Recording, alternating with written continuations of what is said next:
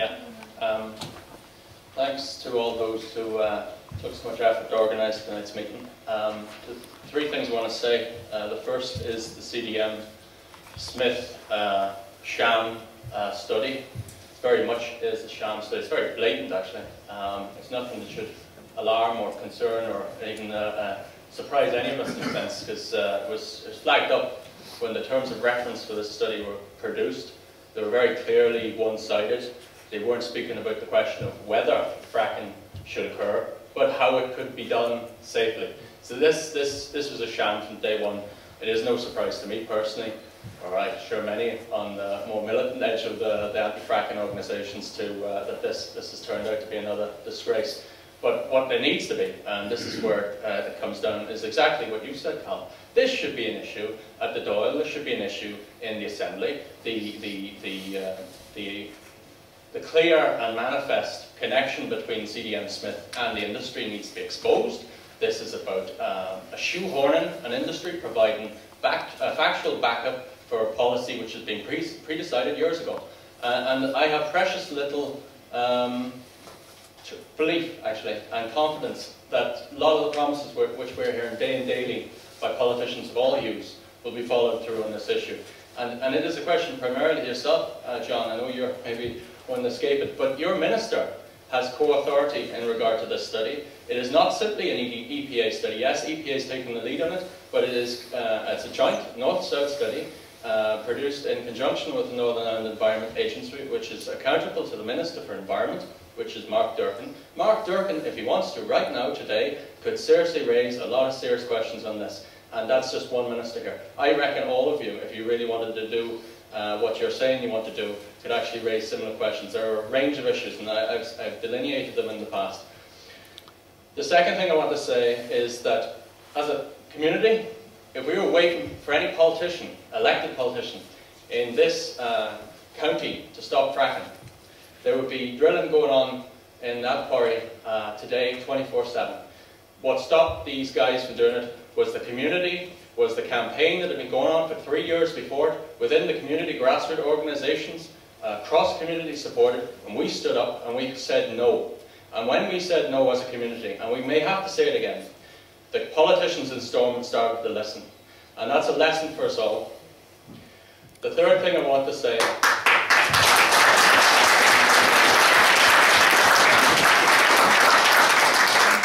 The third thing I want to say is really it's a challenge to you all.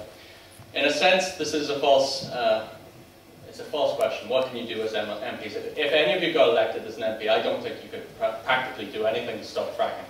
You don't have the powers. But all of you have MLAs. And in a sense, the question is, what are your parties going to do about this issue? And in particular, and this is the key question here, there are 2 licenses, as I think one of my...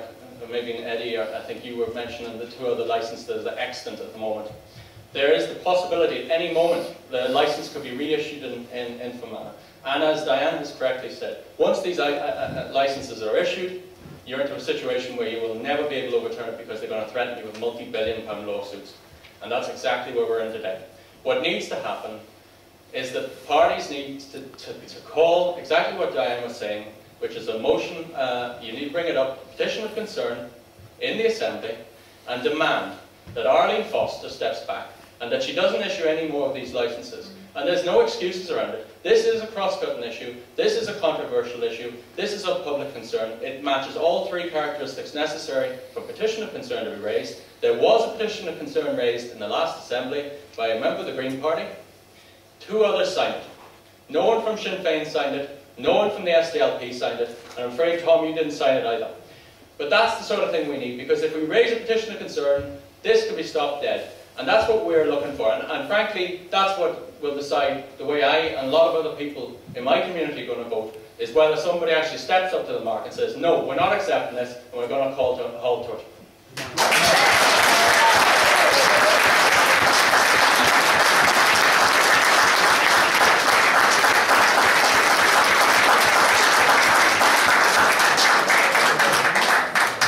Do you want them to respond to that? Yes. Please. Well, I'll go go first because my response will obviously be very quick. As Donal has said, the last petition of concern on this subject was tabled by Stephen Agnew, the leader of the Green Party. Unfortunately, he didn't get the necessary support from the other parties, but we will continue to do everything we can within the Assembly, within Westminster and within the European Parliament to get fracking stopped dead for good everywhere.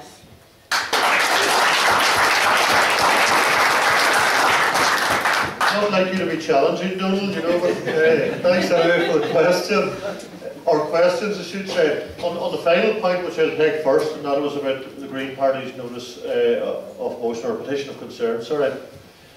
I actually wasn't notified about that, to be fair, and I tried to explain that at the last public meeting in Letterbreen, where I didn't get the response. And as soon as I did, I went to sign it, but the time had ran out. So, in fairness, because my chief whip actually had informed me, but it was too late at that stage. So, but I would have signed that. On the other issues, you're quite right. Like I have to say, you are being realistic in some of the aspects as well. Can I say that in relation to the report, I have learned something tonight. Because while I knew of the report, it was only through Diane and Trevor that I did know about it, and the people that came to see me a couple of weeks ago. I sat on the Environment Committee, probably for 18 months, and I never once heard of that report. Just as I never heard of the report on the All-Ireland Air Quality Report, or study either, only that someone else came to me and told me about it. And that is the point, that we really need to get these things brought forward. Now, I have to say, I'm quite happy to discuss some of the issues as to how we can do this, whether it's a petition of concern, whether it's a motion in the Assembly, or whether it's a series of questions, and maybe it's all three taken in order. But I'm willing to help to start that process, and I'm willing to be involved in that. And maybe I'll start tomorrow with a series of questions first, then look at the motion, then let's look at petition of concern. But like, we need to do...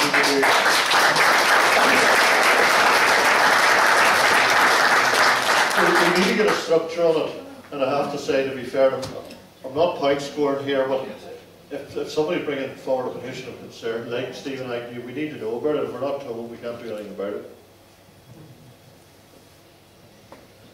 Yeah, well, you mentioned about, I said like Mark H. Durkin will not be doing anything reckless.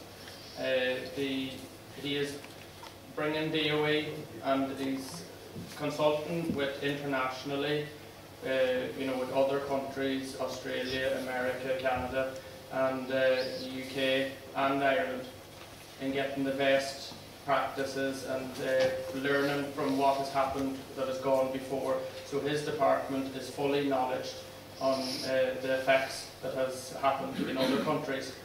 The SDLP will sign a petition of concern in the Assembly if it comes to the floor.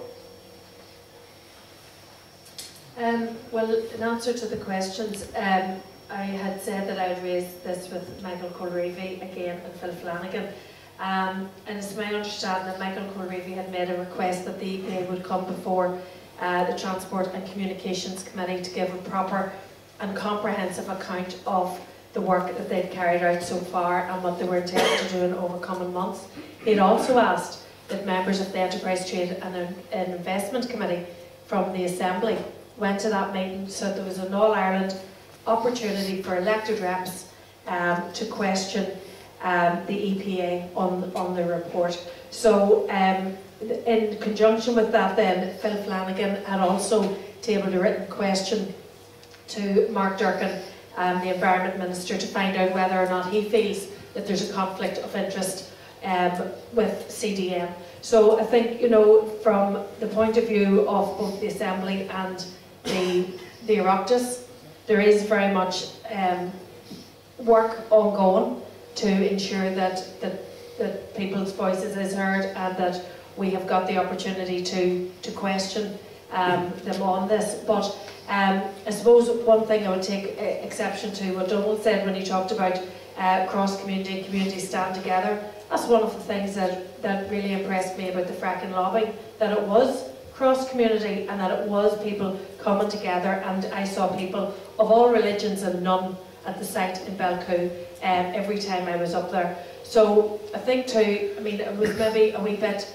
careless, but the fact that the invitation tonight was talking about 2 tribes and 1 issue, I don't think on this issue we're 2 tribes, and I think it's a wee bit unfair to the electorate to indicate that there's tribalism. This is an issue that people have worked very, very carefully and very maturely across the political, and I know Arian Foster hasn't been very happy at some of the things that Phil has challenged around in the Assembly, unless that's maybe what you're thinking of, Diane or Trevor. But genuinely, this is an issue that, you know, I don't know if Lady Hamilton's here tonight, but it's certainly from the night in the Ardó and the launch of the CD, etc.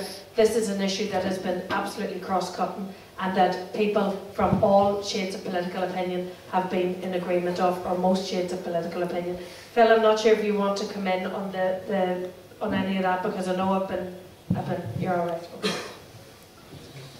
Okay. I have deep concerns with this report that's being done by an organisation that is linked with fracking. I come from a nursing background, and we have been taught about research. We use evidence-based practice, we use research. The research that we're taught to look deeply at research, to look at it, to see that it's not got any conflicts of interest. And I don't know if any of you remember, there was a link made some years ago between autism and the MMR vaccine.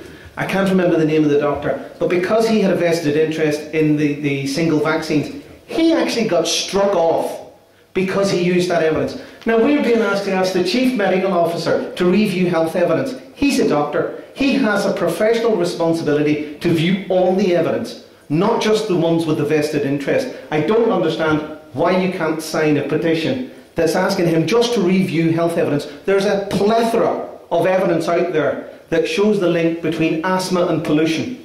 Now, if we bring fracking to Fermanagh, you bring lorries that are constantly coming. Our children, and as a father I have concerns about my own children, are at risk, and at a very high risk, of developing asthma. And that's just one of the long-term conditions that our children could be at risk at from this here.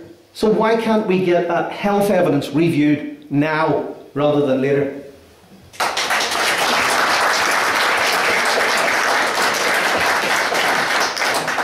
I didn't say I wouldn't sign it. I said I wouldn't sign it tonight, but I didn't say I wouldn't sign it.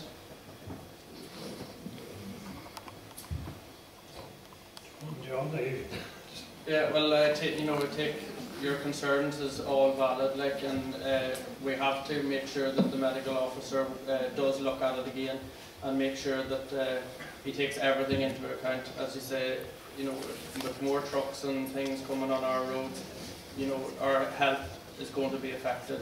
So we have to make sure that people are healthy and happy where we live here in Fermanagh.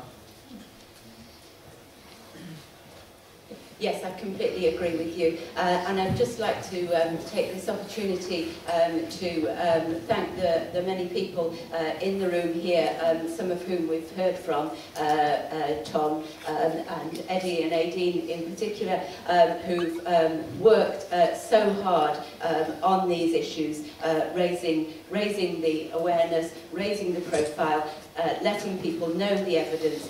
It's caused a massive change in people's attitude, and it's changed the way that people not only see the fracking issue, but see politics as a whole. Just very quickly, I think you're right. It's not just the environmental aspects, but it is the health aspects that need to be taken into account and reviewed. And look, I have to say I've been quite clear on this. I think when you put everything together and stack it all up, it just doesn't make sense. I think that's the point.